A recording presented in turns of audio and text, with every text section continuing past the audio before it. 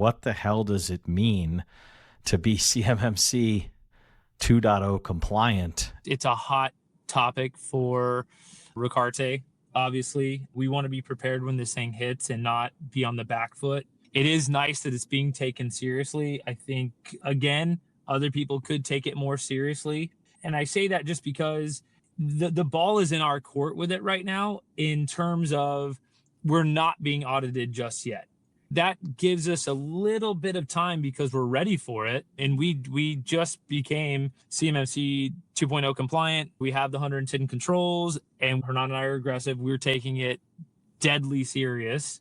But we're in that early age of we're allowed to make a slight mistake and then cause and corrective action. How do we fix that? Okay, now that gap's bridged and we know we're learning from it, we don't have to just rely on this is what we think, right? So we can develop this thing as we go and then be ready for the large primes that are going to be requiring this. Because if you're not taking this seriously and looking forward, it's death.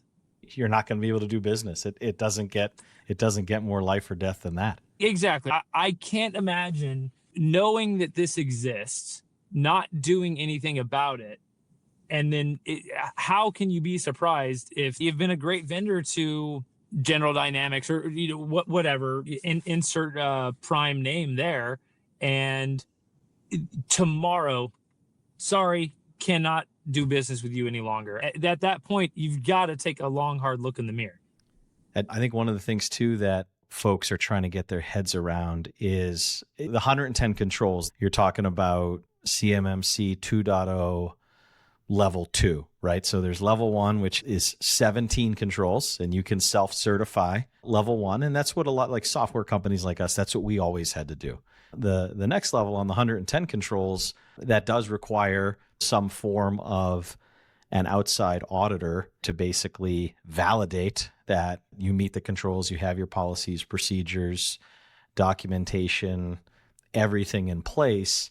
And then level 3 is where the giant unknown in the big bear seems to be, which is you have to actually survive triannual federal government audits of greater than 110 controls. My understanding is we're still waiting actually for the full clarity on what that one really means. Yeah, that's our understanding as well. And I think that's where a lot of people are saying this thing's going to get pushed back and it might not be as serious as what they say. I can't speak to that, obviously, but what I can say is how can we be better for our customer? How can we streamline? And what else are we doing? So it's not just applying it to those that are asking for it. How does this make us better? One of the other things is you're making the point of, look, people shouldn't be afraid of it just because it's this big ominous standard. What you're saying is these things actually make you a better business, right? Make you a more competitive business, no matter what. It's like you're moving into a new class of capability as a supplier by doing the groundwork to get ready. Yeah, and welcoming the challenge of I want to be better. I want to grow. If you're fearful of that, that raises a lot of questions because what's to fear?